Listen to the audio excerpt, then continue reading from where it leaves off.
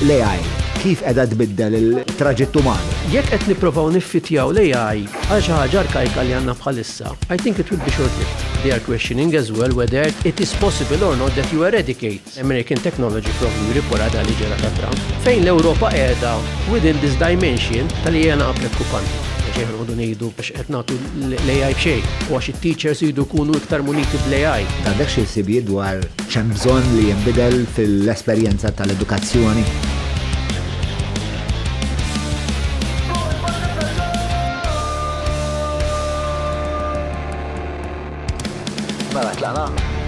Mela, għal-podcast għallum għanna l-Ian Gauci, ma jien ħanħattu dwar l-AI in ġenerali, pero mod partikolari dwar il-situazzjoni partikolari ħafna li Malta tinsab fiha fil-kuntest tal-AI prezentament. Malta daħlet l-AI Act, għax hija parti mill-Unjoni Ewropea, però Malta għandha legat interessanti ħafna.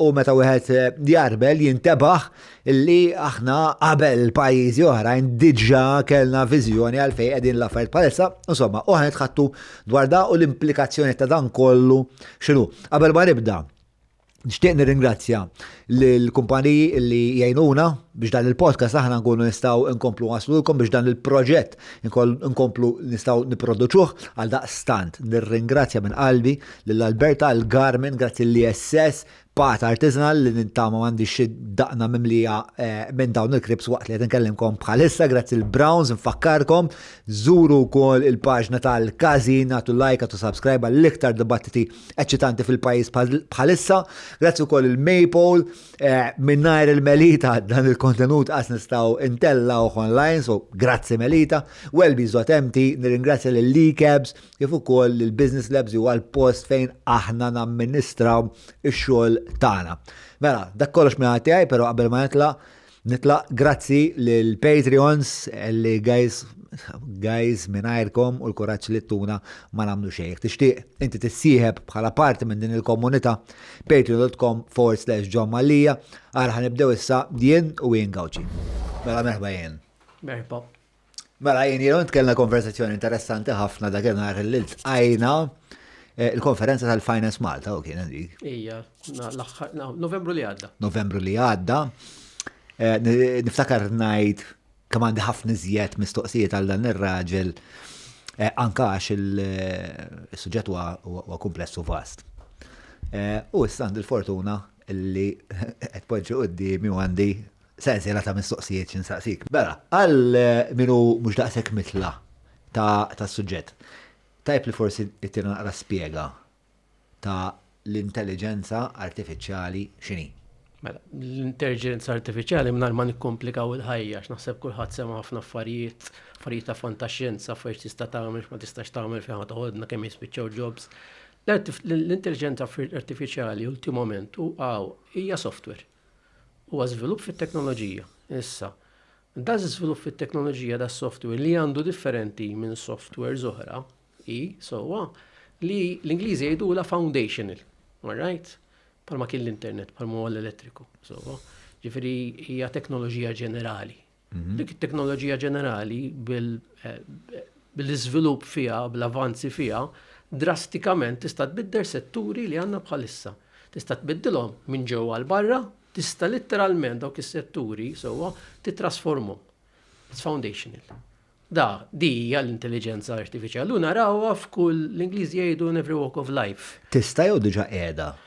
Tista' qed tippermja f'ħafna setturi biss il-potenzjal tagħha għadna kemm doqnieh. Fimni, jekk tara l-AI li kellna 1955-1960 għall-AI li għandna bħalissa, all right, għandek iktar data u ħajkun hemm iktar data that will fuel it. Ftit kien hemm prowess, ftit kien hemm żviluppi teknoloġiċi neħħi sewwa meta ġew id-data processor ġodda, imma per se l-iżviluppi ma kinux daqshekk massivi, issa qed narawhom iktar widespread, qed naraw iktar deployment, so qed naraw ħafna iktar investiment, all right?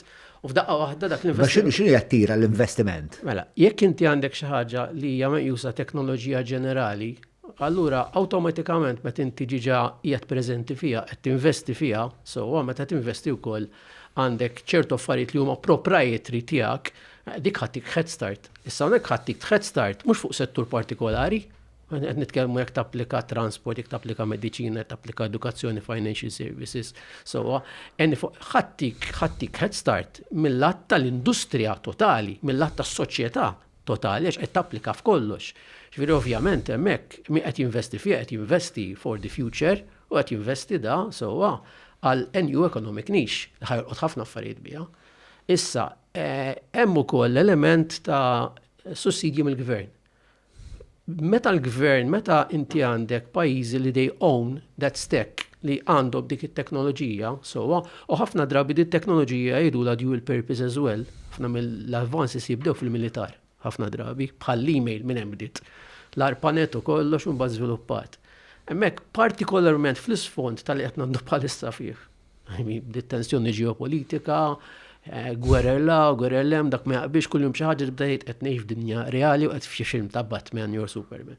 So hija dinja reali, regrettably u ftit qed naraw ħafna affarijiet qed jiġru minn wara, huwa aktar effett ta' dawn l-affarijiet. Mela li kollok inti xi ħaġa li hija ta' importanza daqshekk strateġika di teknoloġija ġenerali stek kompluta li tapplika l kull settur li għandha dual purpose ukoll. Di tintuża fi drones, tista' tintuża hemm, erbatijiem oħra jistgħu jintużaw fuq anka kif tippjana element ta' attak fi gwerra, automated vehicles, mhux drones, aircraft, u anka maritime hemm ħafna żviluppi mill-lat tal-AI. Ovvjament anka mela ħadet dimensjoni ġdida, di ħadet dimensjoni differenti għax hemmhekk il-gvern ikun irid iktar jiffinanzja. Iktar jippampja ħalli hemmhekk ikollu kontroll ukoll fuq dik l-industrija. Ġifieri bekkaw dal-investimenti kollha. Għax daqshekk pervasiva. Hija pervasiva. Pervasiva, fundamentali u tbiddel kif tbiddel għax pereżempju naf l-internet pereżempju biddel il-fatt li aħna kollha konnessi allura nistgħu nagħmlu kummerċ man naħa tad-dinja jew jekk tinkellem it-sija l-Awstralja kemm niftaħ il-WhatsApp u nibatilha biex hemm hija faċli ħafna speċjali tifhem l-internet kif bidlet id-dinja. Ukoll insaqsik f'qasir, f'kumment qasir. L-AI kif qiegħda tbiddel il-traġitt uman. Mela, ħantik xi ħaġa li kulħadd jista' jirrelata biha x'hekk nsemmilek affarijiet oħra forsi fuq mediċina mhux kulħadd kapaċi jirrelata fihom. Fuq il-mediċina bħalissa qed naraw żviluppi kbar. All right? Żviluppi kbar. Il-perċezzjoni hija wkoll żviluppi kbar jiġifieri anke mill-lat ta' li inti għandek CT scan, għandek X-ray, li jista' jara AI fih line ta' bniedem anke tal-aqwa professur huwa diffiċli ħafna li jipperċepiha. Ġifieri fejn AI tista' jekk inti għandek riċerki studjużi jiċċekkjaw multiple PhDs in proċess twil ikun hemm peer reviews with the right data sets, with the right environment, bit-teknoloġija fejn isejra. Ovvjament, nanticipaw li ħajkun hemm ukoll ċertu żviluppi mill-lat ta' ċertu kuri, ċertu affarijiet, ċertu treatments u they are going to be much fast-paced. Ma dik xi stage li tista' tara li hija perċepibbli bħalissa parti financial services qed tkellmu fuq, imejja pereżempju fl-edukazzjoni.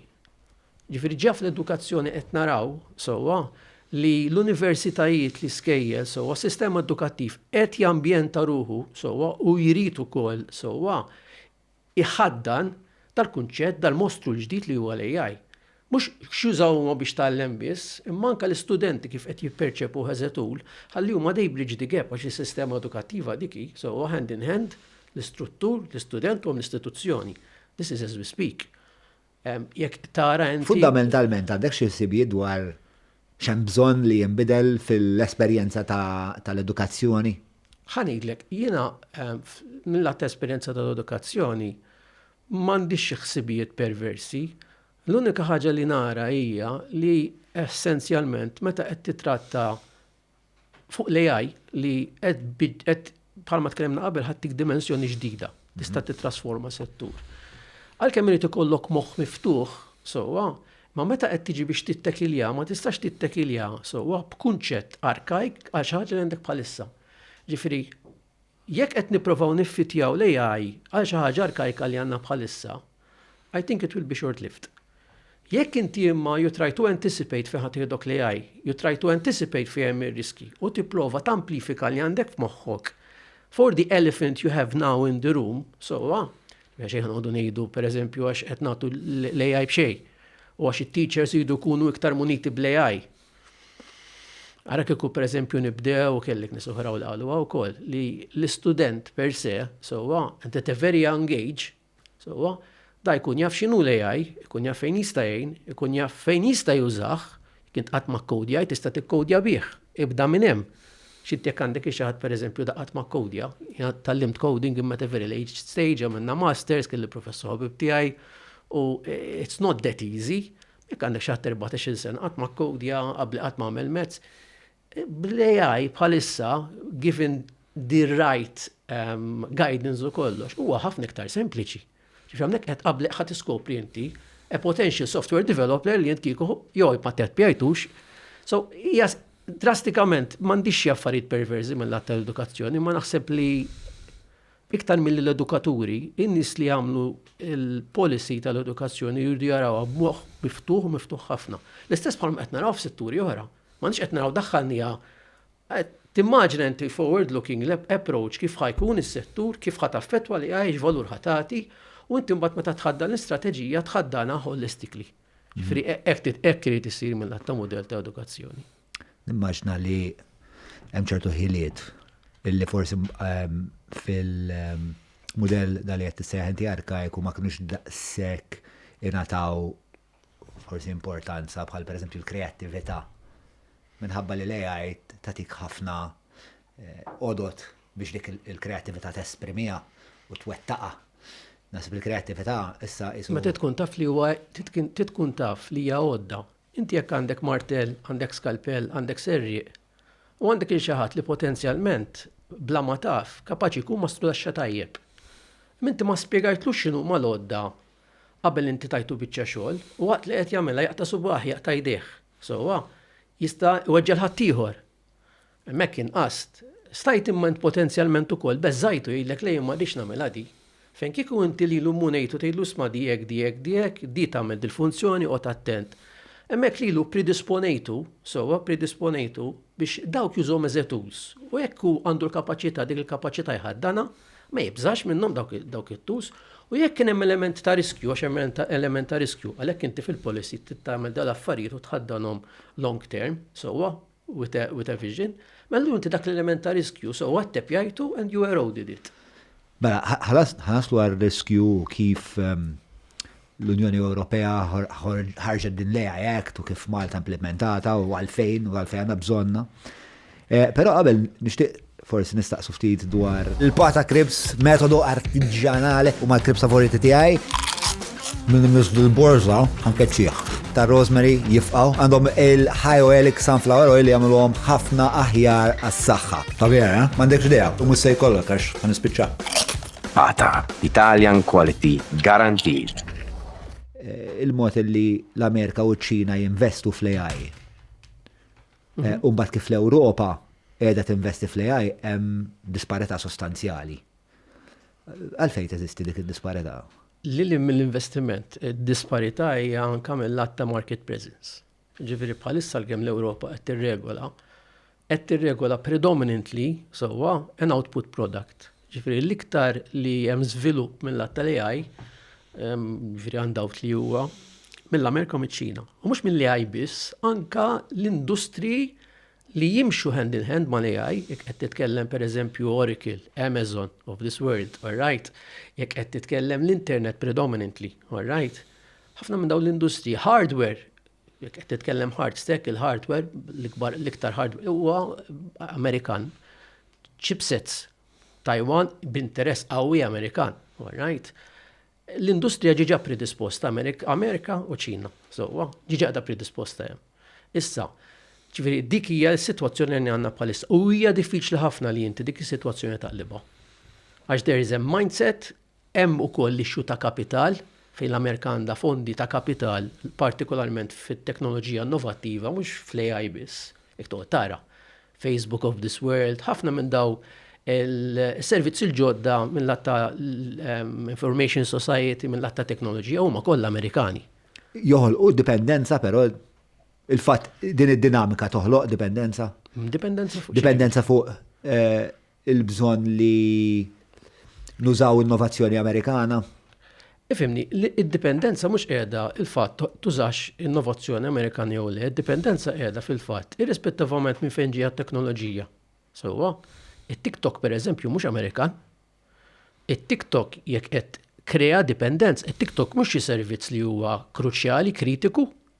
It-TikTok krea element ta' dipendenza imma issa jekk ix tajba jew le dipendenza. Dipendenza fl-Ewropa partikolarment fl-Amerika, li l-Amerika kellha hemmhekk ħadet is-software u ta' parsi tefatu l-Amerika qed jittuża l-Amerika. Hemm kien hemm dipendenza, all right? Li personalment għalja ma tiswa xejn, biss fuq affarijiet oħra jekk inti għandek L-imtib ta' dipendenza ma tiswa xejn, di li qisha vizzju. Di ta' TikTok, li inti drajt b'sistema drajt biha malja ma tiswa xejn. Imma jekk inti għandek servizzi bħall-internet, għandek issa wkoll l-AI u l-AI qed jintuża minn kulħadd, mix-xjuħ, miż-żgħar, minn studenti, minn l-edukaturi fil-qasam tal-investment services, minn regolaturi, minn nies li qed jistudjaw l-xjenza, minn professuri l-università, it's becoming pervasive. Mela jekk inti għandek ukoll il-provdituri li jipprovdu data centers, the Amazon of this world, the Google of this world, you name them, all right? Għandek il-provdituri li jipprovdu l-internet. Għandek ukoll l-icon of this world li għandek l-internet addresses li huwa kontrollat mill-Amerikan. Hemmhekk id-dipendenza mhux qiegħda x'qed tipprovdih l-Amerika għax id-dinja ma timxix mingħajr dawk is-servizzi, hemm tibda tinkwieta. Hemm tibda tinkwieta. Issa meta inti mbagħad tara li ħafna mill-investimenti wkoll f'daw it-teknoloġiji, let's take it a step further down.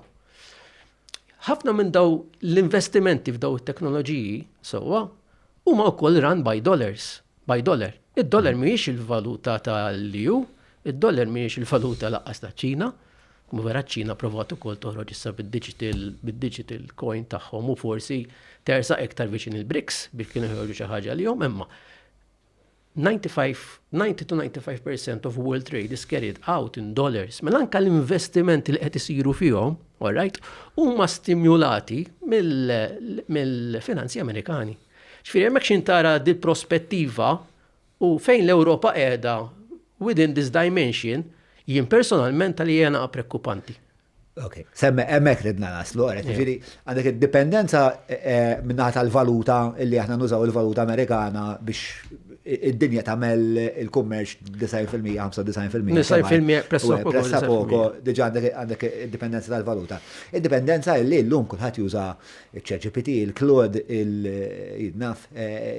il-Perplexity, biex kullħat għandu xi forma ta' xi AI li qed iservi ta' konsulent għall-imħabba, s-saħħa, għall-biznis, għall-sport. Mhux suppost, imma żomma. Mhux suppost imma perswas li hawn min qed jistaqsi jisma' l-Maranda l-birthday u di tħobb daw l-affarijiet issa l-oħra tajta hekk. Għandu daqshekk budget fis-sens qed tifhem nista' nimmaġina illi speċa iservi għandu dik l-utilità wkoll. Il-punt huwa illi dawn is-servizzi kollha li elenkajt jiena il-valuta plus l-icon li qiegħda bil-qiegħda fuqhom kollha qegħdin housed.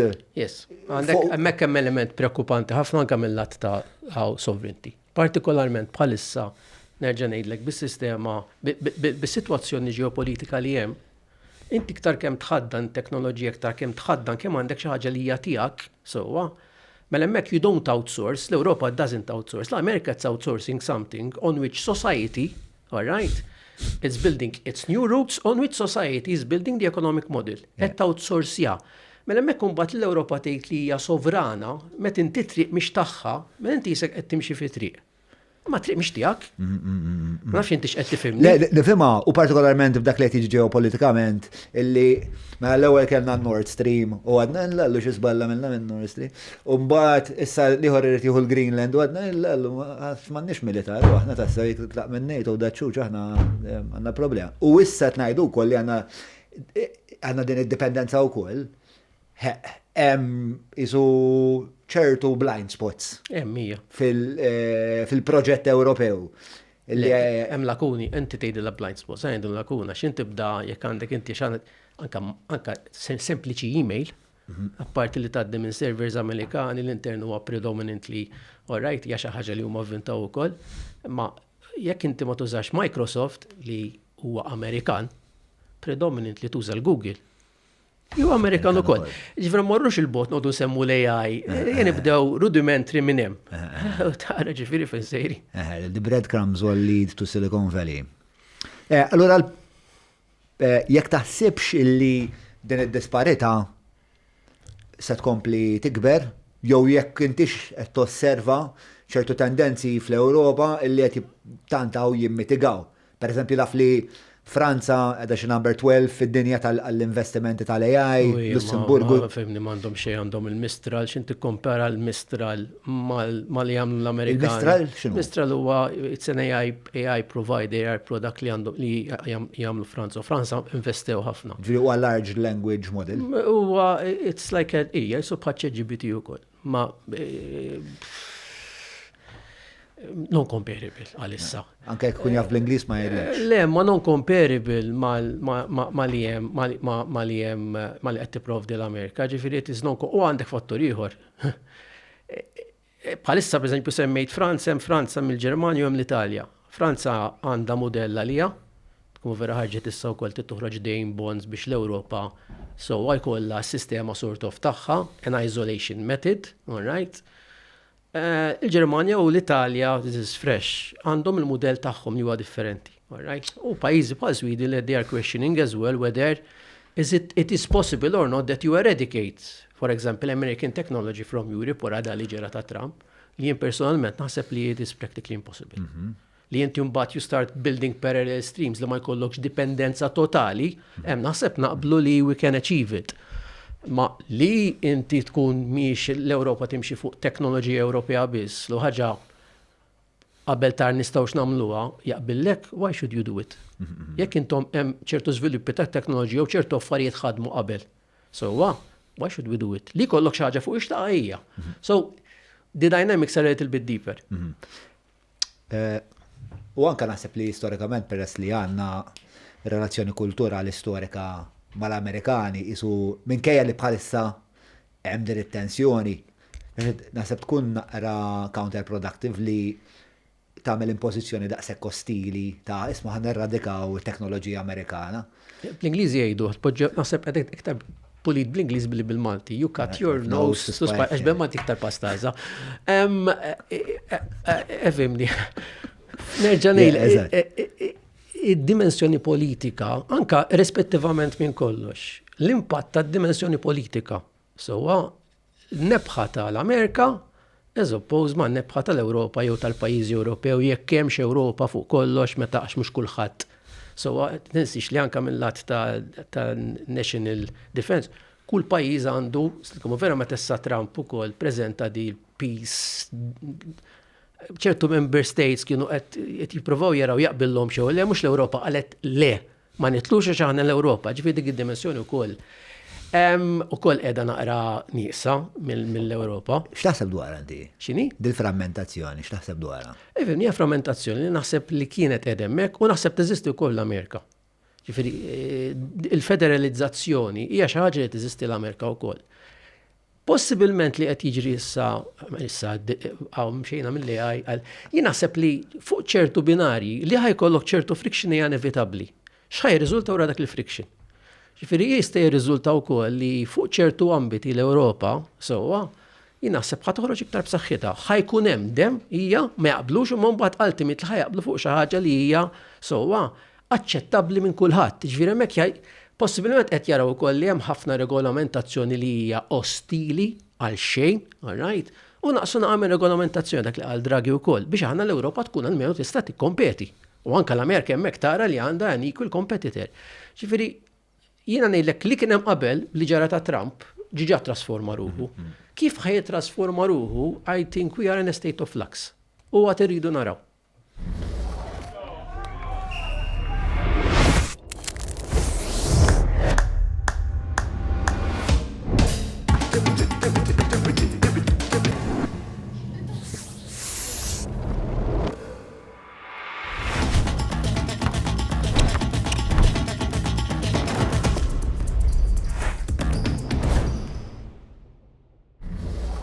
X'hemm biex isiru iktar kompetittivi, speċa għajr daw l-investimenti li qed isiru fil-Franza fil-Ġermanja, tara xi effort kollettiv Fim, iktar minn li effort kollettiv, jiena naħseb l-Ewropa tħess to embrace the legacy, xem. Dejjem hemm Silicon Valley of this world, il-modell dejjem kien differenti. Iktar milli il-leġiżlazzjoni u regolamentazzjoni li hija l-Ewropa dejjem li qed tirregola tara li qabel ħoroġ xi ħaġa tkun sejf u kollox imbagħad joħroġ li hija filosofija, hija ideoloġija. L-Amerika qatt ma raġunat hekk, as a matter of fact, l-Amerika ħafna setturi ġodda, ħafna industriji ġodda, jekk tara pereżempju the tech environment, Nasdaq huma daw ġew ħarġu jaraw ir-riski wara, jagħmlu l-affarijiet wara sewwa u espandew, all right, is-sistema kapitali tagħhom, capitalist ethos. Issa, jiena naħseb li l wieħed mu tajjeb ħafna, tiegħu huwa perfett, u laqqas tal-ieħor mu tajjeb ħafna mu perfett, trid tkun hemm bilanċ. Irdu neħdu iktar riski. Iktar milli jkun hemm riski, le, jiena ngħid, irid ikun kollox iktar proporzjonat li hija differenti. Għax fil-ħajja inti li anke qed tieħu riskju għax min jisma' minn barra, inti riski dejjem toħodha. F'kull business tieħu riskju, meta tagħmel business, inti taf li hemm ċertu riskju ma inevitabbli. Taf li hemm ċertu riskju oħra qed tinvesti naqra iktar magħhom biex jekk jorqtuk. Sewwa għax taf li huma riski li huma naqra intrinsiċi hemmhekk tkun preparata lihom. Imbagħad taf li hemm ċertu tip ta' riski, sewwa li inti m'intix lest tagħmelhom mela jurjek dawk huma prevalenti fis-settur li ħadd tipprova titteppja tgħid tisma' le. Jien dak ir-riskju xejn. Ma ir-riskju dejjem qiegħed hemm miegħek. Mela hemmhekk inti meta qed tara riskju, trid ikollok element ta' proporzjonalità. Mhux kull riskju għandu l-istess dimensjoni u l-istess impatt. Ma naħseb da jkun punt tajjeb biex ngħaddu għall AI Act fil-fatt. Istra? Għax li AI Act hekk tagħmel ġifieri tikklassifika ħwejjeġ li huma low risk, medium risk, high risk. No bloody way, nsejx kienet ir-rabba waħda. Le, għax inti għandek affarijiet dik ġiġa qiegħda fis-seħħ taħt l-AI Act li diġà huma forbidden. Forbidden. Hemm affarijiet pereżempju meta inti tipprova timmanipola sewwa fuq il-weaknesses tal-persuni sewwa. Dawk huma diġà forbidden, dik ġiġa qiegħda fil-place. But l-AI Act li tagħmel klassifikazzjoni. Hemm dak li huwa high risk, dak li huwa forbidden, hemm dak li huwa high risk. Sewwa, u hemm dak li huwa high risk jiddependi minn liema settur ġej, jekk inti għandek setturi li huma ġa regolati bħal tal-machinery, bħal tal-medical devices, dawk huma high risk, dak il-high risk sector diġà regolat with sector specific legislation, mela allura l-AI Act tidħol fiha as a parameter within already a safe environment. Hemmhekk jekk għandek bżonn conformity assessment, il-conformity assessment ta' CE marking jagħmlu conformity assessment bodies. Mbagħad għandek u l-conformity assessment jingħata mir-regolatur. Mhux dejjem. F'dal-każ, f'daw is-settur li huma regolati, il-conformity assessment, sa ħanispjegaw x'inhu, xi nies ma jafux x'inhu. Conformity assessment huwa xi ħaġa li ġej jeżisti. Inti meta għandek prodott, all right? So, għandek prodott. ċertu prodotti bħal karozza, jekk inti għandek safety features ta' karozza. Meta inti għandek safety features ta' karozza, dik il-karozza, so, jekk issegwi ċertu ISOs, jekk issegwi ċertu standards, all right? Mela allura di tagħmel conformity assessment procedure qabel joħroġ li di l-conformity assessment inti għandek conformity assessment body li huwa regolat. Dak il-conformity assessment body jgħid tara mela inti qed tgħid li inti compliant ma' dawn l-standards, inti compliant ma' dawn l-binari. Tiċċekkja u tgħid u inti compliant. Mela allura inti tista' tgħid li int conformi, toħorġilha l-conformity assessment certificate u fil-każ tal-prodotti Ewropej tista' tagħmel dak is li jgħidulu CE marking li japplika wkoll fl-AI Act. Issa dawk ikun hemm periodic reviews. Mela l-conformity assessment body hemmhekk qisu awtorità. Qisu awtorità. All right? U tiegħek conformity. U dawk huma regolati. Kull wieħed minnhom ikun notifikat lill-awtoritajiet lokali, reġistrati, u hemm reġistru tagħhom fl-Ewropa għax hija xi ħaġa serja. Mela dawk is-setturi regolati. L-AI Act f'dan il-każ tiddetermina illi dawn it-tip ta' industriji l-AI Act tidħol high risk f'daw it-tip ta' industrija bħal pereżempju aviation, bħal pereżempju medical devices, machinery oħrajn li diġà għandek liġi li tirregolhom, mela f'dak il-każ irid ikun third party conformity assessment. Issa, f'setturi oħra fejn jaqa' high risk, pereżempju jekk inti għandek sistema li qed tintuża l-profiling, all right? Għandek sistemi li qed jintużaw for employment. Mela għandek multiple sectors qegħdin kollha fl-annex u dawk dejjem jistgħu jiżdiedu. F'dawk is-setturi il-conformity assessment hija self. Inti joħorġu binarji ta' xtid tiċċekkja, U meta inti tiċċekkjom, so inti tiċċekkja li inti line timla l-formula u tgħid isma' jinkonformi. U hemmhekk tkun tista' tagħmel is-sit tgħid li kif ħan iċċekkja? Issa, kont se nasallik għalija. F'dak il-każ inti mbagħad hemm awtoritajiet apposta. Mela għandek l-awtorità, bħalma għandek awtorità tiċċekkja l-conformity assessment bodies, all right? U daw il-conformity assessment bodies għandhom regolamentazzjoni kif huma sewwa jridu jagħmlu l-business tagħhom li hija stretta ħafna. X'huma regolati fl-EU. Inti mill-lat ta' meta int mela taħt l-AI għandek xi ħadd li jagħmel dal-conformity assessment procedure u għamilha hu l-autorità, so as a market surveillance authority, peress li dawa bħal product safety u bħal kull settur ieħor li huwa regolat, hemmhekk tagħmel spot checks. So huwa tgħid isma' jiena dis-sena ħa nagħmel 20 spot check, ħa nara fejn qed nara li hemm l-ikbar riskju. U tmur tinvestiga. Tgħidlu urini l-karti, urini mbagħad mhux iċ-ċertifikat u l-affarijiet biss, tkun titara l-proċedura kollha. So jekk int għandek a governance module, what you are imbuing within your governance module, so kif qed titratta data set, cyber security requirements. Biex ikunu naqra iktar natu punti speċifiċi u natu speċ ta' biex dak li kun jista' jifhem eżatt kif di mbagħad timpatta x-xogħol il-ħajja, eċetera.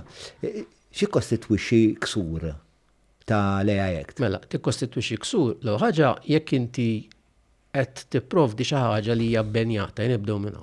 So, natu każ? Per eżempju xi ħaġa li pervasively di tispruna fuq il-weaknesses tal-individu li hija iktar waħda kategorika. So, hija l-iktar waħda kategorika. That is banned. Dik awtomatikament hemm administrative fines. Jekk inti pereżempju hemm obbligu ieħor l-AI literacy.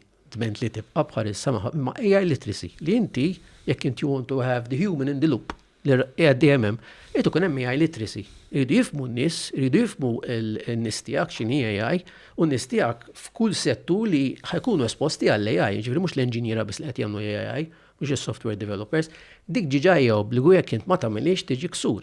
Jekk inti qbad għamilt is-CE marking, u inti effettivament mhux vera inti konformi. Jekk inti għamilt ċertu breaches, so anka fil-proċess, għalkemm kont konformi għamlu l-spot check, so u jsibuk li m'intix konformi għalihom. Il-breaches x'ikunu? L-iktar li nara jien breaches hija iktar għandek cyber security issues, għandek li tmiss mal-governance, l-iktar issues li nara hija l-governance. Xi-governance hija the heart and soul. So bat ħafna drabi inti l-AI governance iddaħħalha f'mudell ta' governance ta' operation fil-kumpanija u l-AI jidħol fiha. Data, kif inti tara data sets li qed tuża.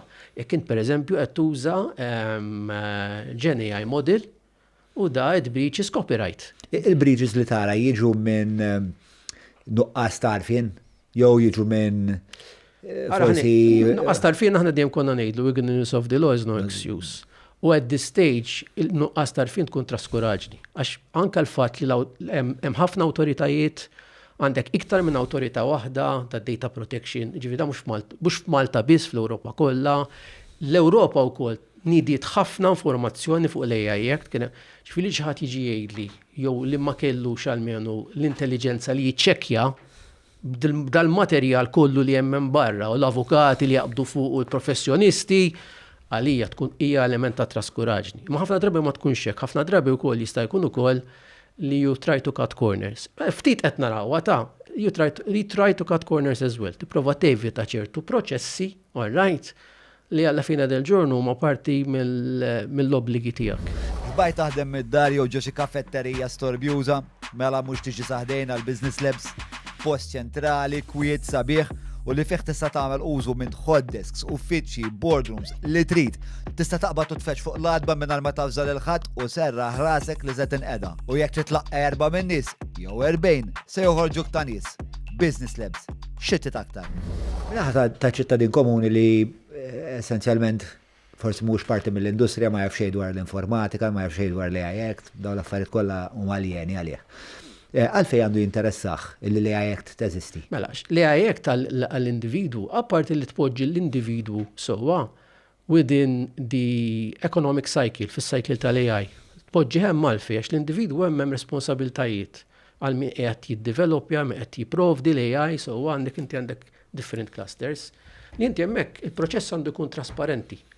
So, il-proċess huwa auditable. So, hemm element ta' responsabilità, accountability. There is an element of redress għall-individu. So hemm l-individu huwa part and parcel mill-economic cycle kollu. All right? Ġifri hemm l-individu jħossu iktar safe. Hemm l-individu pereżempju jekk da qed jiddilja ma' AI, all right? L-AI jekk timponi li inti tgħidlu li qed jiddilja ma' AI, so huwa importanti li jekk da ħatoħroġ deċiżjoni fuq u l-AI huwa involut, so mela effettivament da il-proċess irid ikun trasparenti, dik ġiġa qiegħda fid-data protection to a certain extent, imma taħt l-AI jekk hija amplifikata. Mela hemm l-individwu sewwa is the kernel għalhekk għamilnieh l-AI Act issa. As we speak qed naraw liġijiet li they are taking it a little bit further. X'inti qed issemmi l-AI Act, it-Taiwan għadha kemm ħarġet liġi issa dil-ġimgħa. U hija innovattiva, ħafna pajjiżi ħarġu liġijiet, ħafna pajjiżi. Li rajt innovattiv hija, inti meta tikkreja l-AI Act u titil l-individwu, inti tipproteġi l-individwu 360. Mela inti jekk qed tikkreja l-AI Act u qed tgħid isma' the human in the loop. Bistaf li intrinsically that AI, so even though there is the human in the loop, is going to retransform the industry. Or human ħafna drab ħispiċċa jew binqas xogħol, jew bla xogħol, or he will need to reinvent himself. So mela dak il-mekkaniżmu fl-AI Act huwa nieqes. Titmur għall-employment law, imma huwa nieqes. Dik il-protezzjoni hija nieqsa. Taħt il-liġi li ħarġet it-Taiwan issa draft li rajna interessanti hija li daħlita specifically embedded there. Li anka liġi tipproteġi huwa u retraining tal-employees. Li hija xi ħaġa jiena rajta oriġinali ħafna unika. Għax hija part and parcel jekk vera entity ta' human in the loop at all times. So u dak qed tipproteġilu d-drittijiet tiegħu l-uman, id-dritt tal-familja, id-dritt tax-xogħol li huwa sagrosant. So ma li huwa xi ħaġa li tħaddana. Ġifieri kif ħadmu Taiwan? Taiwan daħluha speċifikament fil-liġi tar-retraining. L-obbligu li fuq min ħaddem biex jagħmel retraining sabiex kun kongruenti mal-AI. Mhux kongruenti mal-deployment tal-AI artifact, mal-ekonomija li inti il-human made redundant.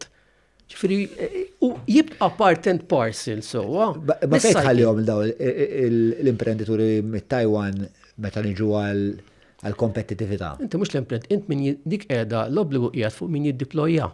Mela jekk int għandek bank of this world u jiddeployja, bank of this world meta jiddeployja jekk da so, sa mux qed ngħidu xi kultant ikollok ċirkostanzi fejn ikollok bank li rispettivament mill-AI diġà qiegħed over għandek capacity ta' nies li qiegħed over compared to the benchmark, that is not the case. Qed ngħidlek x'ħadd li huwa daġġalinu kollox. Li inti hemmhekk ma tistax daħħalt l-AI biex inti joptimize u taf bħal mamlu barra minn Malta qbad tajjard 5,000 ruħ, ħalli li jerġgħu daħluhom wara, sewwa. Dik hija xi ħaġa daħlu mekkaniżmu li hemmhekk you need to retrain. Taħseb li Malta għandha bżonn liġi bħal dik? Fimni. Jiena naħseb li xorta direttament fl-Ewropa if you tap into European employment laws li huma b'saħħithom, I think you can still cater for that. Imma you need to tap into employment laws. U trid ikun hemm il-kasalija. Hawnhekk qabel hemm il-kasalija din liġi ġa antiċipatu daħlet a sort of mechanism biex tikkejter għalija dik l-inġenjożità li rajna fija aħna. Mela, qabel ma nkomplu nitħattu jien u nixtieq infakkar li hawn numru ta' kumpaniji li ngħidu ndaqqatitu li minnarhom xejn minn da ma jkun fattibbli, xejn minn da ma jkun fattibbli, xejn minn da ma jkun. Grazzi allura l-Alberta, l-Garmin, l-ISS, il-Pat Artisanal, ringrazzja l-Browns, infakkarkom użuru l-paġna tal-kazina l-iktar dibattiti eċitanti u relevanti fil-pajjiż bħalissa. Grazzi wkoll il-Maple, il-Melita, kif ukoll il-Wellbees.mt, grazzi l-eCabs u il-Business Labs. Patreon.com/ġomalija, jekk tixtiequ tkunu ta' appoġġ għal dan il-proġett. Grazzi ħafna il-Patreons u kull min isegwina għal sa ħankomplu jien u Ian Gawċi. Mela Malta kienet waħda mill-ewwel ma' Spanja. Kien ma' Spanja illi daħlet din l-AI Act. L-għolet għalfejn aħna rnexxilna nkunu daqshekk rapidi. Ħanilek, ir-rapidità ma tfisser xejn. Aħna li għamilna lil milli fassalna l-liġi għax ir-regolamenti kienu hemm, imma connective ħafna anka meta kien hemm id-drafts tal-liġi, connective ħafna, għax connective ukoll fis-CEO fil-Council of Europe. Għax dak kien hemm il-kaħajem leġislazzjoni oħra, Malta partikolarment bl-MDIA kienet attiva ħafna fiha. So, aħna li possibilment kien nektar minn ħaddieħor u naħseb li kien vantaġġ li konna ġiġa nedejna awtorità fuq teknoloġija. Kenna l-MDIA meta konna bdejna nirregolaw il-kripto and all the rest, krijajna awtorità li kien qedemmek biex tirregola t-teknoloġija. Diġà kellna sandbox, jiġifieri ġiġa kien qed ikun hemm investiment, so għafdi l-awtorità. U meta ġi l-AI Act u inti tqabbad xi ħadd li huwa responsabbli, sa kien hemm barra minn Malta għażel ħafna awtoritajiet li jkunu responsabbli. Pereżempju Financial Service li jgħid tal-AI Authority Financial Service tkun di MFSA of this world. Gaming tkun di MGA of this world. Għanna kienet ittieħed deċiżjoni li għandna l-ħaġa Malta hija żgħira. Tiżżomm in-knowledge sowa u tamplifika n-knowledge f'settur u tinvesti fih, ma jistgħux ninvestu fuq ħafna fuq different verticals minn dak il-lat. Di hija xi ħaġa li kapaċi tikber, so importanti li vera li kollok sektor knowledge u kanna ġabdejn jew ġi investiet ħafna minn dak il-lat fl-MDIA. U l-MDIA sowa hija waħda mill-awtoritajiet kompetenti ma ħadet ħafna mis-setturi pratikament taħt l-AI Act. Qed ngħid waħda mill-awtoritajiet għax ma nistax noqos li ngħid li taħt l-AI Act ukoll għandha importanza strateġika u fundamentali d-Data Protection Authority li għandhom ġiġa s-settur tagħhom li dejjem regolaw anke taħt id-Data Protection taħt il-GDPR li hija l-ġudikatura sewwa l-pulizija dawk jaqgħu taħt binarji li Data Protection Authority tieħsibhom, setturi oħra huma l-MDIA u hemm ukoll funzjoni importanti sewwa ta' Human Rights Agencies. Importantissima. So dawk predominantly. Għalfej? Għax Human Rights Agencies għandhom ċertu drittijiet taħt l-AI Act anke mill-lat ta' informazzjoni xi jitolbu biex iħadnu dritt tal-individwu. Għax l-AI Act hija human centric. Qiegħda l-uman biex tipproteġi l-uman, all right? Issa, li ma kienx hemm spalparjarija fejn kienet fuq sectorial. Mela fuq sectorial, Malta seta tagħmlet bħal pajjiżi oħra kien ikollha 15 regolatur. Edukazzjoni, AI regulator. Daj, għana deċidejna li kollox ikun ċentralizzat f'awtorità waħda. Taħseb li kienet deċiżjoni tajba? Jien kont wieħed minn dawk li proponejta ġiri ma stax kontrija. Jiena naħseb li għad-dimensjoni ta' Malta u l-affarijiet iwa kienet deċiżjoni tajba, time will tell, u naħseb li anka ċertu affarijiet li predisponejna x'mbagħad irid ikollok inti wkoll mekkanizmi biex l-awtoritajiet jitkellmu bejnietom. X'inti jekk għandek awtorità f'settur u ġa qed tirregolah settur u taf ir-riski fejn qegħdin u taf li AI fejn qed jintuża u diġà għandha a very good heat map so waqt t-teknoloġija ta' kollox, awtoriġta ġdida bħal l-MDIA, all right, li di qatt ma teppjat u tittirregolah għax tittara fejn ir-riskju ovvjament. Jeżistu mekkanizmi biex daw l-awtoritajiet jitkellmu u dak il-mekkanizmi qed nippredisponuhom ukoll. X'vija naħseb li hija kienet deċiżjoni għalija. Il-fatt li implementajna daqshekk malajr, iżjed malajr minn ħaddieħor ngħidu. Dik toffri ċertu vantaġġi lil Malta? Fimni, implementajna malajr, neħħajna liġi il-lat daħal il-regulation daħlet meta kellha tidħol. Jiġifieri, il-fatt li jinkelli leġislazzjoni, all right, u kienet ġiġa published u kollox u hemmhekk lesta bħala boss ma jfissirx li daħlet fis-seħ qabel l-oħrajn. Meta daħlet fis-seħ regulation kellna kollox lest. Biss kellna kollox lest ukoll, jiġifieri l-importanti li kellna awtorità bil-kompetenzi li kien hemm bżonn li kienu diġà predisposti, inklużi s-sandbox. Għax is-sandbox aħna diġà kellna sandbox. Konna diġà qed nittepjaw AI. Spiega sandbox waħda. Is-sandbox huwa environment fejn inti you test. Se jista' jkollok you test b'liċenzja, you test what? You can test software, you can test applications, so what's a sandbox? Sandbox ġi anka tfal joqogħdu jilagħbu fuq il-beach fis-sandbox in a protected environment. That is a sandbox. Kienet tintuża software qabel. All right. Aħna diġà kellna dik, ġifieri mill-lat tal-AI, għax kellna waħda l-MDI ġiġa kellha technology, a regulatory technology sandbox. Imbagħad predisponejnija għal x'qed titlob il-liġi. All right. Ġifieri bħalma kellna fintech sandbox l-MFSA. Ġifieri dik kienet ġaqdem.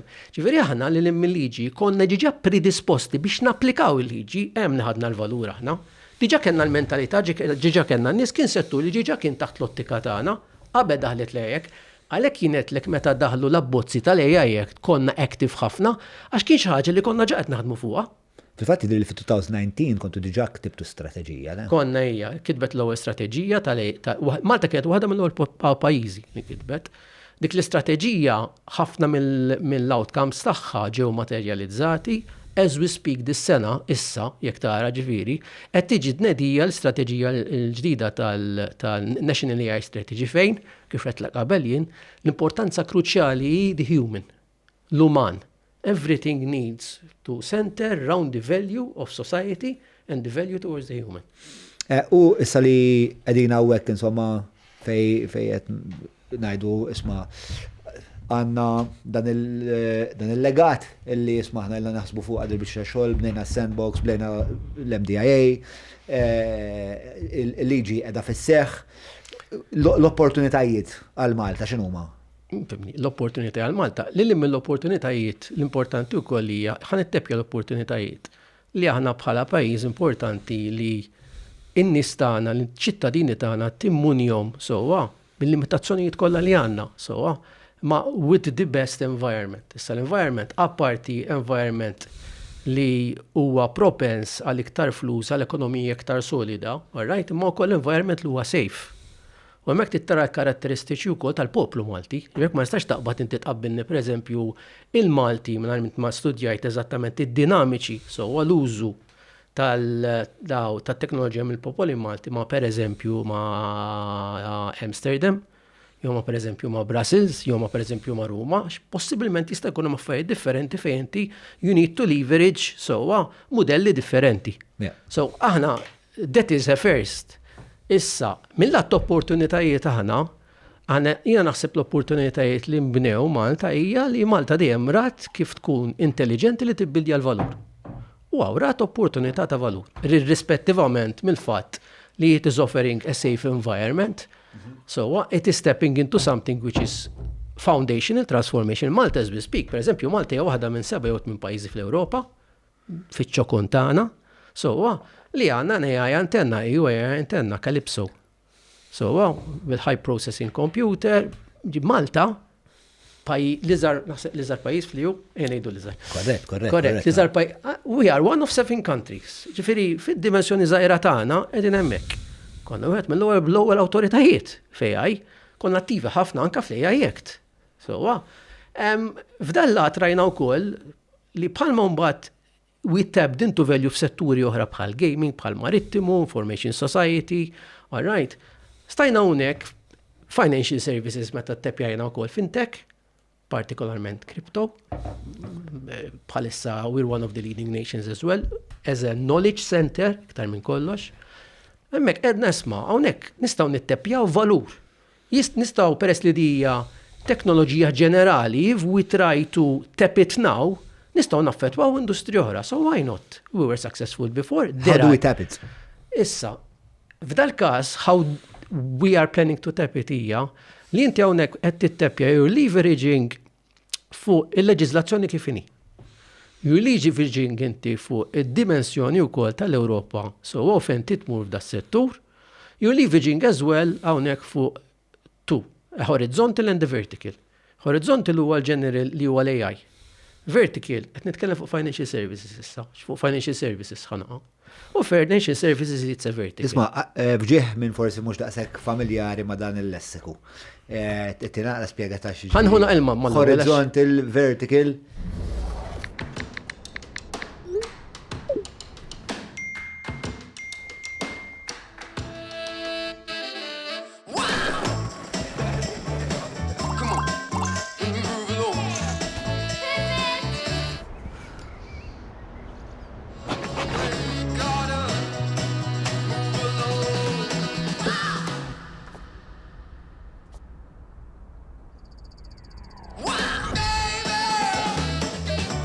Meta kollox jimxi ħarir, affarijiet sbieħ iseħħu.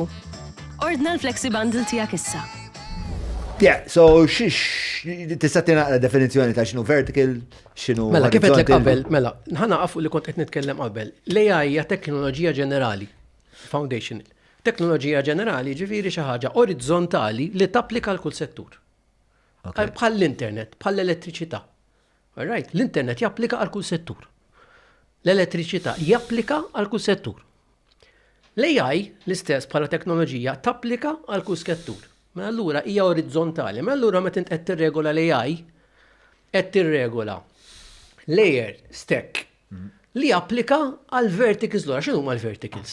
Mela l-verticals huma jekk jien għandi it-triq li hija l-AI, mela jekk fit-triq jgħaddu bicycles, jgħaddu karozzi, jgħaddu moturi, jgħaddu trakkijiet, dawk huma l-verticals. Mela jekk fuq it-triq aħna qed nitkellmu fuq financial services, fuq gaming, fuq education, fuq health, l-industriji kollha, setturi qegħdin fuq dan livell orizzont, dawk huma verticals.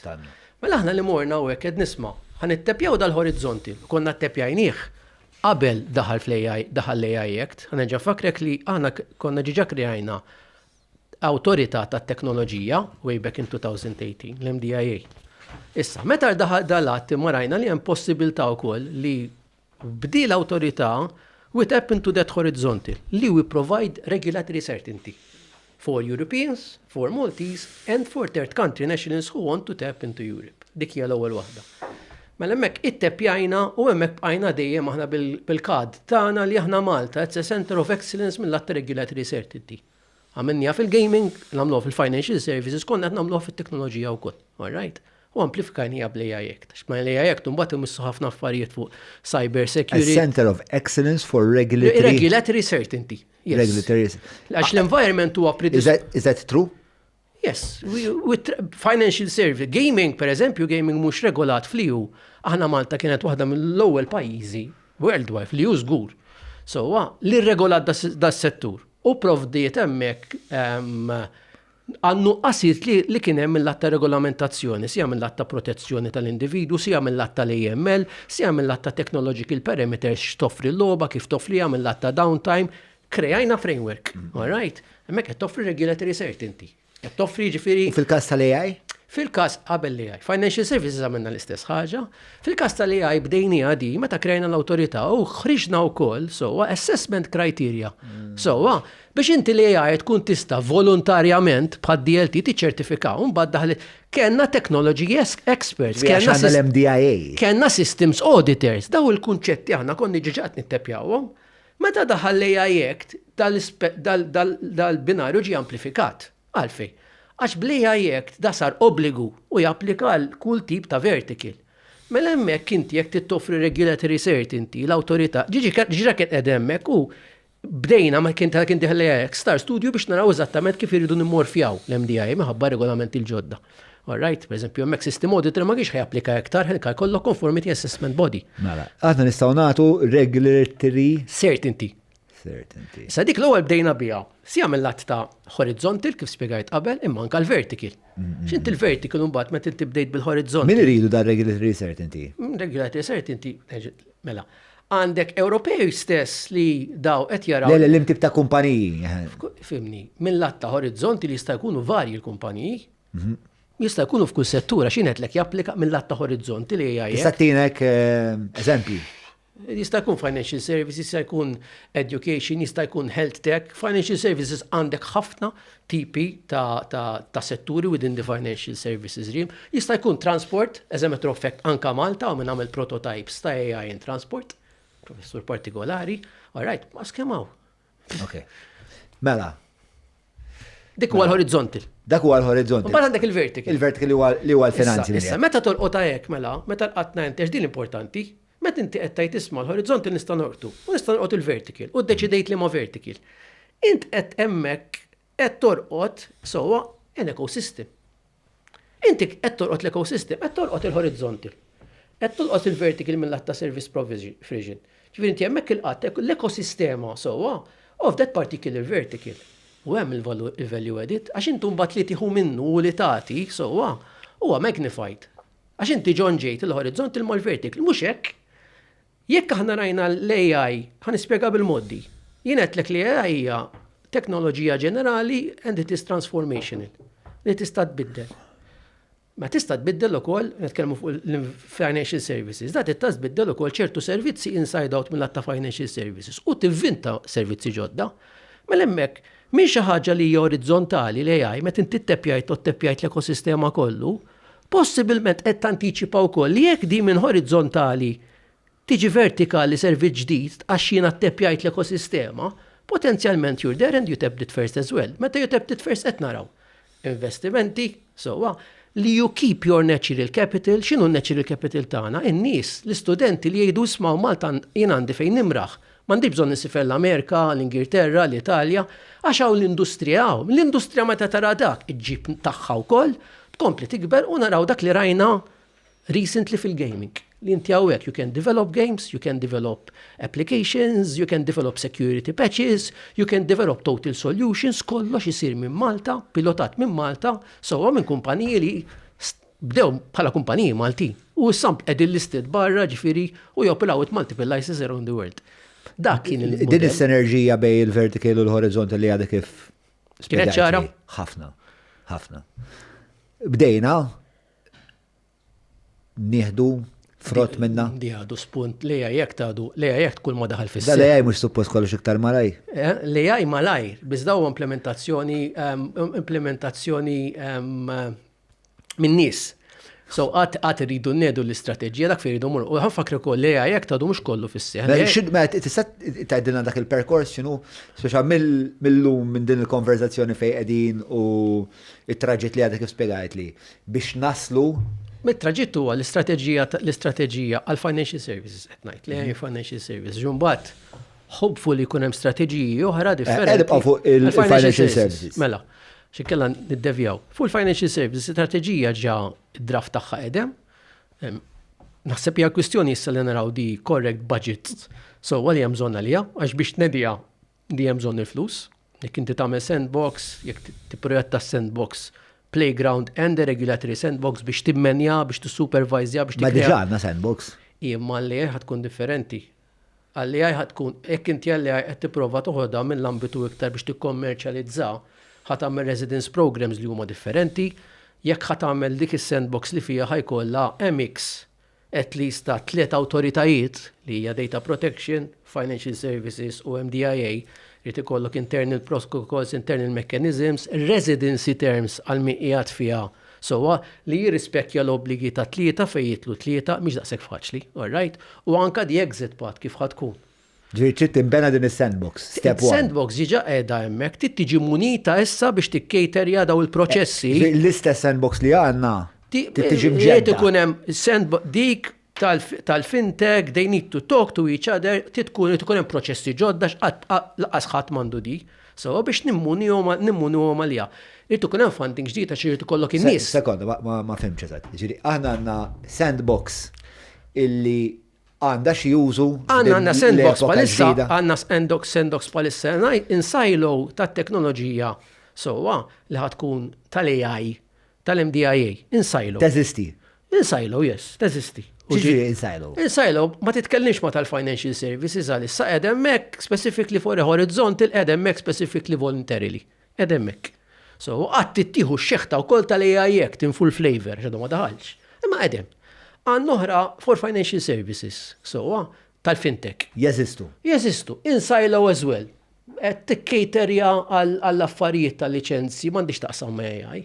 Għana daw konġonġuhom. Apparti minn hekk għandek. Step 1, proċessi, protokolls, awtoritajiet jitkellmu. Awtoritajiet jitkellmu bejnietom, issa mbagħad għandek ukoll id-data protection ħajkollu jidħol fiha huwa importanti ħafna, data protection f'dan ambitu. Ġifieri there's a question of budgeting, there's a question of resources, there's a question of calibrating work, min ħajamel ix-xogħol, min ħajkun responsabbli ta' xiex, li qsamni wkoll. So there's a question of strategizing everything before implementing it. Ditmu l-lim li jinti għamilt l-istrateġija, t-implementa. Budgeting għamiltuħ? Il-budgeting, it is beyond me, ma nimmaġina li qed isir. Ġifieri as we speak ħajkun hemm il-meetings, din jien nimmaġina li hija xi ħaġa li ħassir. Ma nistax niggarantixxi. Ma nistax taċċerta għana? Le, għax tiġi approvata. Però inti taħseb li dak għandu jkun il-pass. Nemmen ħafna fiha u ktibt fuq il-gazzetta wkoll fuqha u naħseb li iktar milli għax ħdimt ħafna fuqha, naħseb li huwa loġiku ħafna ma tix tkun xi rocket scientist. Ok. U din is-sandbox li qed nitħattu dwarha issa tkun tiġi fis-seħla darba daw iż-żewġ sandboxes jitkellmu f'xulxin jew hija xi ħaġa oħra li hija separata? Le, di sandbox li ħatkun magħmula presso poco minn two cohorts ħajkollok a playground fejn jista' jkollok developer daħal ma jridx ikollu liċenzja ta' financial service jew xi ħadd irid jittesta biex jara l-prodott tiegħu jitfgħu xewle fl-Ewropa u hemmhekk jilgħab playground u hemmhekk il-pjanki li iktar l-MDIA kollha sewwa remit fiha dik. Minn hemmhekk jista' minn dak il-playground għandek xi ħadd jgħidlek iwa jrid ikun compliant mal-AI Act, all right? U hemmhekk jista' jieħu l-full flavor, jista' jkollok xi ħadd jgħidlek jien qed ikun compliant mal-AI Act, imma l-prodott tiegħi ħantih il-financial services, minn hemmhekk irid ikun compliant ma' regulation pereżempju bħad Dora. Mela allura u hemmhekk l-MFSA jiddaħħal biex inti tgħin, it's like a one-stop shop. Dik hija l-playground. Li l-playground jista' jkun ukoll regulatory as a sandbox jekk ħatolqot l-AI Act. Mbagħad għandek is-sandbox l-oħra regulatory fejn inti għandek il xi ħadd sewwa li dak il-prodott tiegħu he wants it to be licensed. Jew mela hemmhekk full gamut sija mill-lat tal-AI, sija mill-lat ta' financial services daħlu flimkien u data protection, xi importanti. Dak un prodott lest. Jew prodott lest jew ikun avanzat ħafna jew xi ħadd li ġa għandu f'moħħu d-design, ġiġa d-design proġett, ġiġa għandu the engineering scope tiegħu and he is remodeling it sewwa biex ikun fully compliant. Ġifieri jkun iktar advanced, yes. Ejja nżommu l-affarijiet sempliċi. MCB, protezzjoni bażika. RCBO, protezzjoni avvanzata. Għax ma tinvestix f'RCBO biex titfi il-problema. U mhux id-dar kollha. Sib l-RCBOs ta' Schneider Electric għand l-ISS u għand hardware stores ewlenin. Apparti il-sandbox u with the whole kind of bells and whistles that we just discussed. Emma affarijiet oħra li għandhom data strategy. L-iktar ħaġa importanti fiha hija data strategy.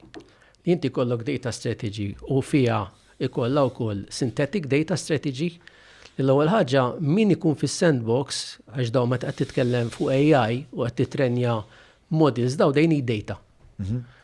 Aħna nkunu nistgħu ntuhom data, so safe data, synthetic data, ġifieri safe and synthetic hija data fl-ambitu finanzjarju li l-ħaġa hija safe mill-lat ta' GDPR. M'għandekx personal data fiha.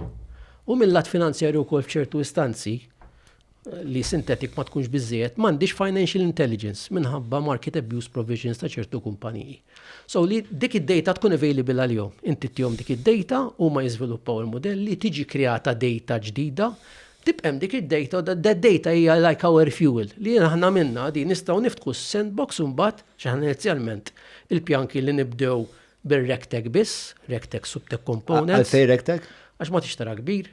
Rectech hija l-inqas settur sewwa li mis-setturi l-oħra tara Welltech, InsurTech, as an example, li it requires data u ma tmannix dik id-data. Anka l-awtoritajiet, partikolarment l-MFSA li tista' tagħti ċertu data, they are transforming themselves mill-lat ta' digital backbone as we speak, so ma tixtara kbir lanqas tittu kondizzjoni ta' x'għandek preżentement, sewwa.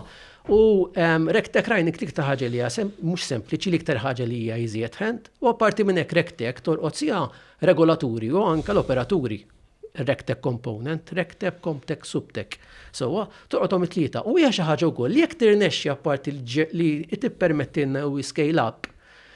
It can be used in other industries, għax hekk inti għandek the gaming of this world u aħna strong ħafna fil-gaming, Rectech jekk inti timmodellaħ you're still creating a technology which will help you regulate, which will help you keep up with your obligations at law.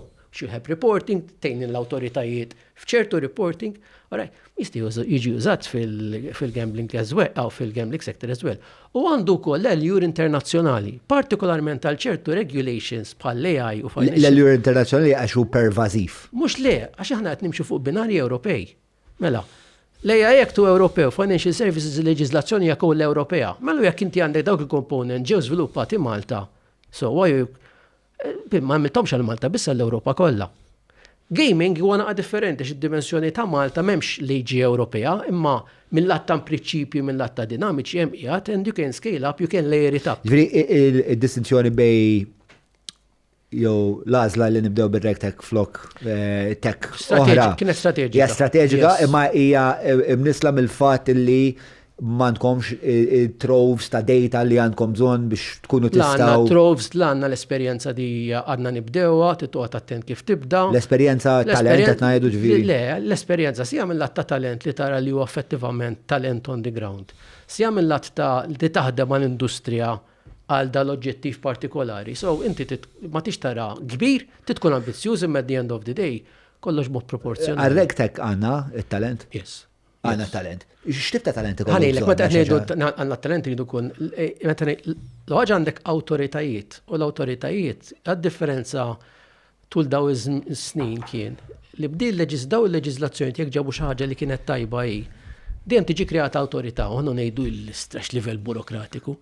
Bis li ninsewja li f'daw l-awtoritajiet jekk inti għandek awtorità tirregola t-telecoms, għandek nies b'esperjenza inegwaljabbli fit-telecoms from A to Z, minn numbers, minn spectrum, minn l-operaturi, minn minn da tal-konsumatur, tal-kompetizzjoni, all right, tal-marittimu. Ġi f'kull settur, f'da settur partikolari si għamlat ta' financial services li ġa kienu qed jaraw l-użu tal-AI, as we speak, l-ESMA, l-autorità Franċiża qed joħorġu EOPA, ġiġa ħarġu ġifri studies fi qed jintuża leha kif jintuża il-Ġermanja da kemm ħarġet il-bafin ukoll issa risks, technological risks. So mill-lat tal-już ta' AI issa fresh. L-MFSA għamlet l-istudju tagħha. L-MDA qiegħda parti from cohorts iżwel u bġabdet taħdem mal-Gaming Authority mal-MFSA biex tara the local terroir. Ġifieri hemm. Issa, meta u da regulations kollha awtomatikament bħalma ħna rajna li għandna to a certain extent opportunità minħabba dal-leġiżlazzjoni għax sibna li hemm bżonn li ndaħlu di, meta għandek daw il-leġiżlazzjonijiet kollha li huma piece ekonomiku għall-operatur ukoll, wara huma piece għax they reduce the margin, inti biex iżomma mhux kemm daħħalthom, you have to comply with them, it ikollok nies fuqhom, a governance framework or regulation it costs. Yeah. It costs. Ħallija li mbagħad supposed that regulatory maturity is supposed to be a leverage met inti qed toffri s-servizz tiegħek hija xi ħaġa tgħid tisma' imma jiena regolata jiena għandi di. Ħalli mbagħad dik that will come later. All right? Imma any enterprise ħatar li hemm il-bżonn. U l-bżonn bħalissa huwa daw ir-rectech components, daw fejjem melf kollox, jiffaċilitaw il-ħajja għal-regolaturi, għall-industrija u at the end of the day jifrankaw il-flus. Allura, qed naraw li anke minn dak il-lat ekonomiku, sewwa rispettivament mit-teknoloġija jkun hemm bżonna li diġà hemm rikjesta, u tapped into something which is active. Pereżempju Welltech possibilment ikun xi ħaġa li ħadd immatura iktar fil-futur. Ġifieri missejna xi ħaġa li tanġibli b'mod tanġibli qedem diġà. X'inhu ma l-affarijiet li rridu nitfgħu fil-perkors tagħna l qudiem biex minn rektek u mbagħad inkunu nistgħu niskejli għal affarijiet oħra biex nimmaġna hemm konsiderazzjonijiet li jridu jsiru minn laħa tal-edukazzjoni. Le, ma għandek edukazzjoni, ħaġa dawk huma parti wkoll mill-objectives, għax inti għandek. L-ewwel li aħna we center around DI innovation. We tap into the regulatory framework tal-AI u financial services, all right? Hemmhekk ukoll f'did darba qed nikkonċentraw fuq subtech u rectech, all right? Issa. Minn dak il-lat qed nittekjaw ukoll data, open data, sewwa synthetic data li ħadd intuża f'kull settur mbagħad tas-sandbox, imma we're tapping into it. Erba' tiem oħra anke l-open finance toċ tinkwita fuqha. Imma qed insemmija. Mill-lat ta' financial services it will become handy as well għax inti ikollok id-data, all right? Issa, ma daw kollha ma daw l-objectives aħna, irid ikun hemm iktar training, irid ikun hemm iktar net bi skill set partikolari u nafu li daħħa jiżviluppa. Mela manu meta qed isir daħħa jiżviluppa. Nisperaw ukoll li meta jiżviluppaw dal-affarijiet sewwa u qed tiżviluppa l-workforce u ħajkun hawn iktar l-appetite u you are successful għax għandek l-ewwel test cases, test subject zero u bdejna. Mellura mbagħad jista' jkun hemm ukoll li anke l-mudell ta' inti kif tmantnihom daw jitbiddel. Jista' jkun public-private partnership, mhux il-gvern biss. Jista' jkun ittepjaw fondi partikolari sewwa għal sfumaturi partikolari ta' ċertu industri. Sewwa manka fondi Ewropej. Pass, sewwa l-ewwel tibda humble. Ma tibda humble bis l-affarijiet li bdejt għalla fine del-ġornu ma steadfast u ma tantx ikollok Però qegħdin f'komunikazzjoni pereżempju mal-università biex u ma jkunu jafu Kif issir l-ewwel ħaġa il-pjan tagħkom x'un immaġna li huma parti mill-istrateġija. Hemm l-awtoritajiet involuti u l-outreach mal-universitajiet ġiġa qed issir rispettivament minn da l-awtoritajiet rispettivi. Sija l-MFSC, sija l-MDIA jaħdmu ħafna mal-akkademja. Ħafna. Ejwa tax. No problem at all. Jaħdmu ħafna anka ħana wkoll ħafna minnhom akademiċi wkoll. Take care and nourish your body with pure, ethical, organic vitamins and supplements. Browns, empowering wellness by prioritizing your health. So dik il-koordinazzjoni tisir. Għandu jkun hemm iktar imma ħanfakrek ukoll li aħna meta ħanneħdok lura qabel l-AI. Meta bdejna nittepjaw teknoloġija bħal blockchain, qabel ġiet kreata l-awtorità. Smart contracts, kreajna framework li kien uniku fl-Ewropa, l-Ewropa wkoll immodellat il-modell leġislattiv fuq, sewwa, meta dalet il-mikar u bdew jiġu regolati cryptocurrencies.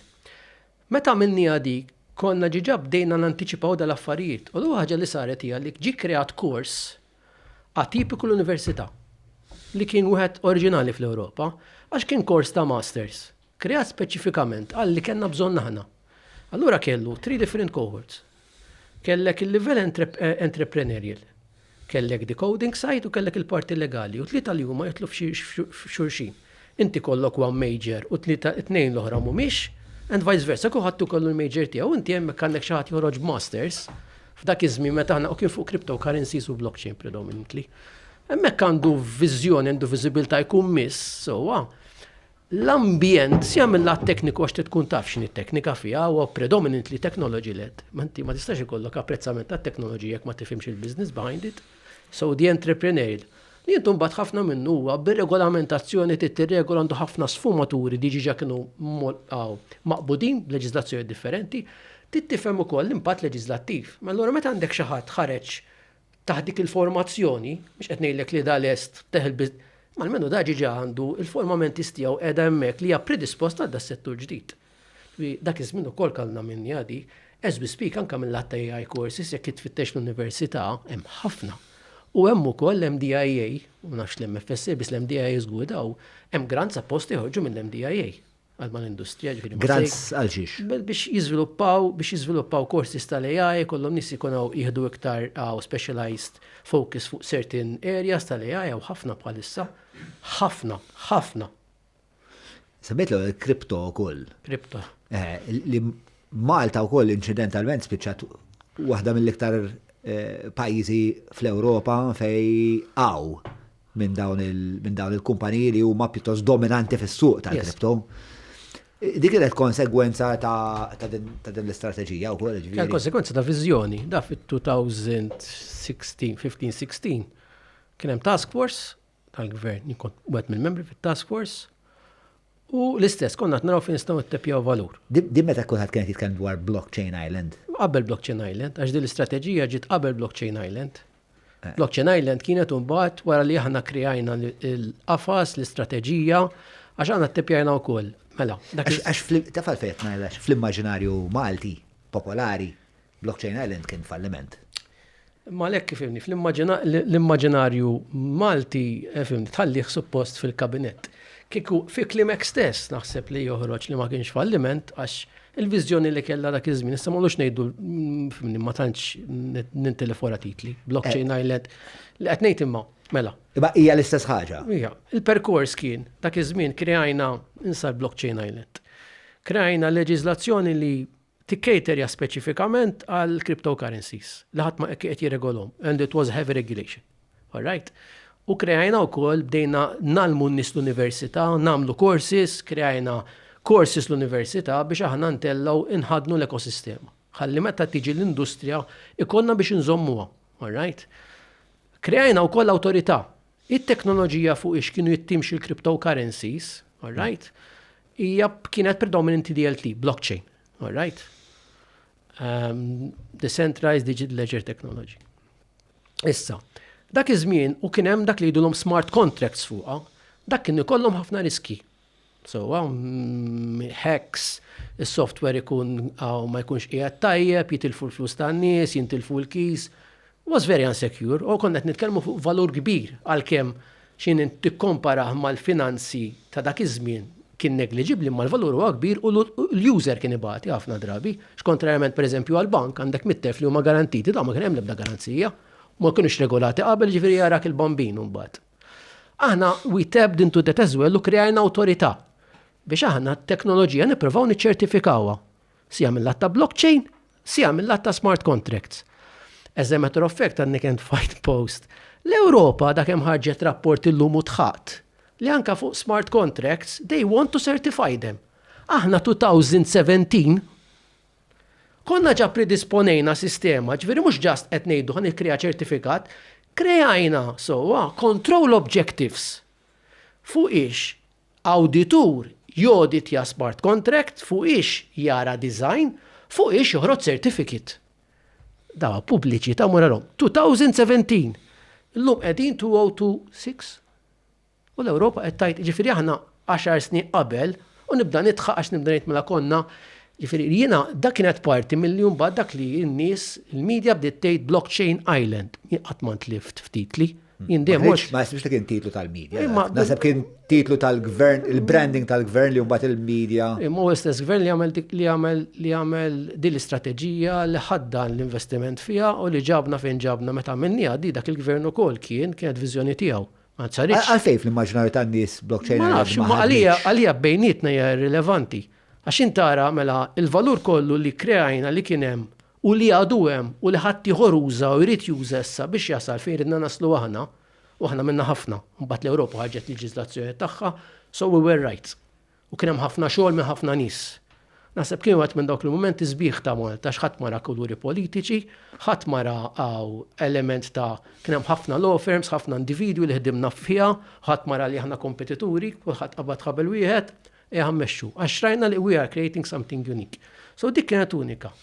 Ma millat mbagħad irregolajna wkoll cryptocurrencies. So l-MFSC bdiet tinvesti wkoll biex tifhem is-settur, għax kien settur li ħadd ma jirregolah, u dak iż-żmien konna kienu jistidnuna kull imkien fid-dinja. Jien tkellimt mal-erbari ħadd tad-dinja kulħadd jistiednek u bdejna nirregolawh. Għalfej, xirdu kun jafu minn għandek?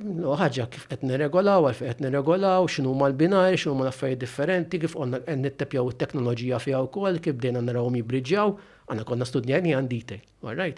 Krejajna l-ewwel qafas. Din il-viżjoni fil-verità meta ħadet imbagħad Issa dik li ħanejlek. Meta nibtet. Nibtet dejna nirregolaw il-VFA mbagħad. Li bdew jirregolaw daw cryptocurrencies. Daw cryptocurrencies companies as well. U dak iż-żmien il-mudell kien tal-virtual financial assets.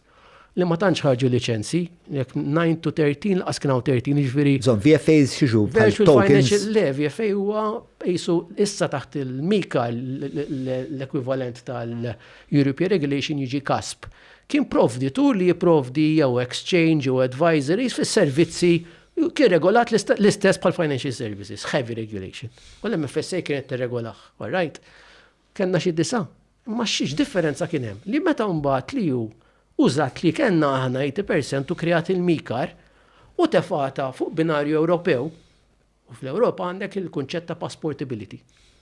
Aħna kellna waħda mill-uniċi awtoritajiet fl-Ewropa li kienet taf x'inhu kripto, kienet taf x'inhi regolamentazzjoni. Ġiġa kellha d-dipartimenti kellha n-nies lesti, sewwa, meta ġina biex nimplementaw il-MiCAR, one of the leading authorities li bdiet tgħidilhom le dik għandha tmurek, għalfiex konna ġiġa missejni għan pasta, kiennu ekosistema mux l-autorità biss, un bat anka service providers, bħalna l-avukati, ġifiri ħanna konna mdorin ma dan nis bir-riski b'kolla, xaġġa konna kena klienti kbar, ġifiri l-environment kien predispost. Allura, għax daw il-kumpaniji kbar xirraw li l-Ewropa qed tiftaħ, Malta ovvjament, peress li kena dik il-vizjoni fit-2017, diġa kena affarijiet li kienu predisposti li pajjiżi oħra ma kellhomx, qegħdin fuq l-istess binarju għaw, l-istess liġi kull imkien fl-Ewropa. Ma kena autorità li tifkella orientazzjoni differenti, tifhem il-biznis, tifhem il-riskju, taf x'inhi licenzja. Jekk ikomplu jikbru daw l-affarijiet, ma qed ngħidu daw il-VFAs li huma speċa part and parcel mal. M'għadix VFA kien l-antik. Issa fuq sajt tal-MFSA virtual financial assets. Dak issa il-modell jaqa' taħt MiCAR u jiġi CASP. Dak għax kena l-modell antik, so għas il-mikar tidħol full into effect, għax kien hemm transitory period, il-VFA, pre-FA ġiġi għalina kważi spiċċa. Crypto Asset Service Provider. CASP. CASP? Yes, CASP. Ma konx naqs, tajta. Tajba ġitni di. Mela. Mill-li badna issa fuq. Dak huwa home. Għadna d-dituru, għaxet nitkelmu. Dak huwa settur naħdem ħafna fi. Biex il-parti mill-pedamenta din il-konversazzjoni huwa wkoll l-AI Act. Ġifieri u l-AI Act biex għandek din l-ixbija fiha meta inti tħares lej kif ġestejna l-gaming, kif ġestejna f'dan il-każ il-kripto, il-raġuni biex hemm isu dan hemm pattern fiha. Għandna identità, għandna filosofija. X'in il-filosofija? I think the philosophy is li aħna dejjem provajna naraw. Opportunità. Meta tiġi kreata liġi, meta ma jkunx hemm liġi, opportunità fejn Malta tista' timraħ. Li aħna dejjem konna intelligenti biżżejjed li nagħmluha. Issa dik it-tieqa qed tonqos. Qabel ma konna fl-EU, stajna nirregolaw it-teppja, anke meta tħanna fil-gaming. Meta tħanna fl-EU. Aħna teppjajna il-gaming. Qabel tħanna. Konni ġiġa bdejna żgur. Gaming services, gaming naħseb. iGaming, gambling? iGaming, iGambling. U li ju qatt ma regolatu dak lanqas. Li ju qatt ma regolatu, hemmhekk sibna opportunità. Però il-fatt li aħna member state u l-fatt li aħna nirregolaw dik it-tina vantaġġ li dawk iż-żewġ teħwejjeġ flimkien. Qabel kienet it-tina ħafna iktar gaming, issa m'għadix it-tina daqshekk. Le meta kien hemm il-boom. Ittik dimensjoni differenti x'inti pajjiż Ewropew. Inti pajjiż Ewropew. X'inti mbagħad għandna komplikax il-ħajja għalkemm gaming mhux regolat, jekk inti għandek il-liġijiet tal-konsumatur fl-Ewropa huma regolati huma harmonizzati, jekk inti għandek AML, CFT huma harmonizzati huma regolati. All right? Ġifieri jekk inti għandek elementi ta' cyber security fuq ċertu affarijiet huma harmonizzati, jekk jidħol li ieħor qothom huwa harmonizzat huwa. Li ma tħallniex fl-Ewropa, li ma kollniex member state. Il-liċenzja tal-gaming. Ma tagħmilx differenza. Ma tagħmilx differenza. Għax il-liċenzja tal-gaming mhix passportable, kull m'għandek equivalence, m'hemmx. Ġifieri fl-EU mhux fl-EU l-impatt huwa għal-gaming minimu. Ara l-impatt tal-financial services li. Għax inti l-liċenzja tal-financial services pliġi harmonizzata, issa l-CASPs, jekk għandek payment, e-money, min iġib liċenzja l-AI jekk inti għandek l-AI huwa konformi Malta, dik hemmhekk inti you can provide the same service, you can provide the same product, you passport it, jħorġ passporting rights fl-Ewropa kollha. X'għandek dimensjoni ta' single European market. Hemmhekk il-valuta l-Ewropa. Bibta tal-podcast kif qegħdin hawnhekk nixtieq infakkarkom sabiex iżżuru l-paġa tal-Każin, tafsu like, tafsu subscribe għax inwedukom li l-Każin din is-sena se jkun l-iżjed pjattaforma ta' dibattitu f'Malta, eċċitanti, ħielsa, kritika, riċerkat. So naħseb fimtuh il-punt. Morru, tafsu like, subscribe. Ciao.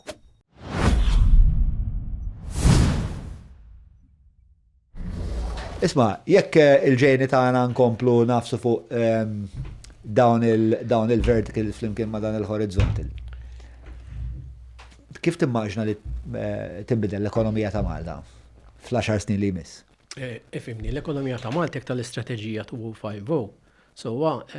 Mill-lat ta' l-ekonomija iktar edha fokata fuq digitalization, xin trid ikollok id-digitalization to propel the AI, xin ikollok the right environment fil-AI jimraħ.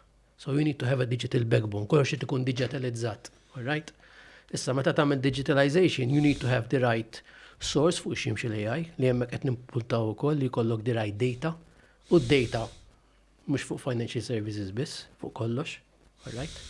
Financial services is a small cohort mill-lat tal-AI. Jekk kif qed nantiċipaw li AI ħaġib valur ġdid and is going to be transformational, jiena ngħidlek li with this mentality Malta, along with other European nations ta' ġifieri, ma' Malta can continue to play an important role and punch above its weight għax dejjem nagħmluha. So unħadnu wkoll minn dak l-economic cycle Malta tgawdi. Bekk qed issir da x-xogħol kollu. The man in the street kif igawdi minnha di?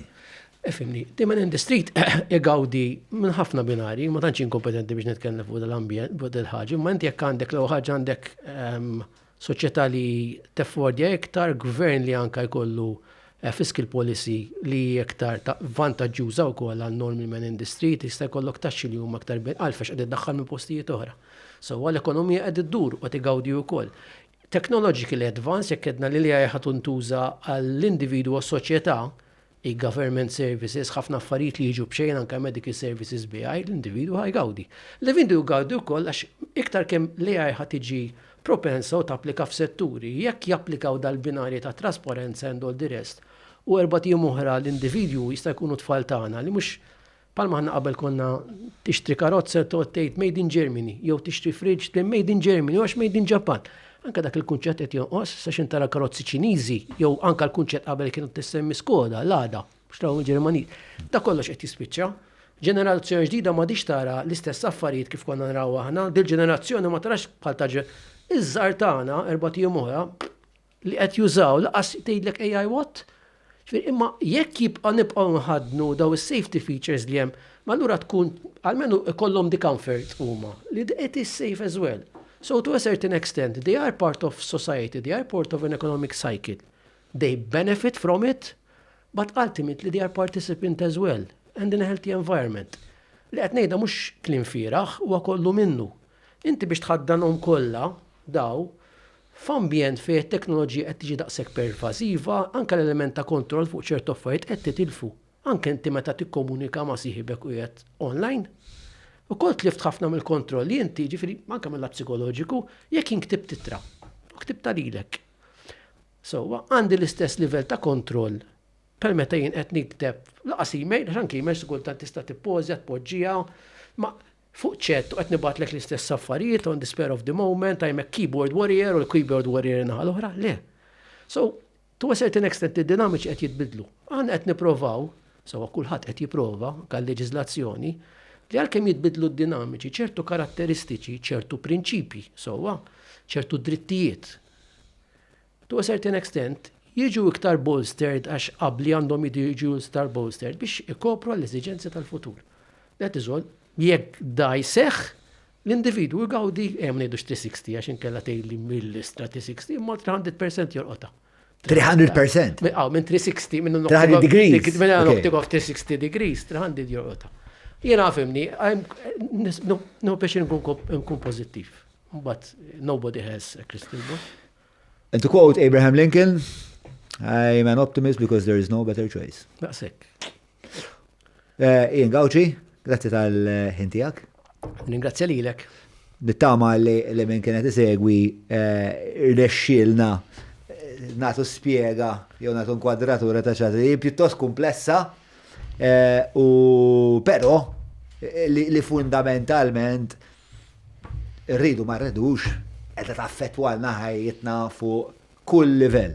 Tajb inkunu nafu Malta kif qed tippożizzjona lilha nfisha għal dan il-ġejjin ġdid bla dubju dawn huwa milestone teknoloġiku fl-istorja tal-bniedem u kellna persuna li qed fuq il-front line biex jiġi hawnhekk u jtina rapport fuq il-frontiera x'hemm mhux m'hemmx. Grazzi Ġon. Gawċi, grazzi ħafna men. Ningrazzja lilek, thank you.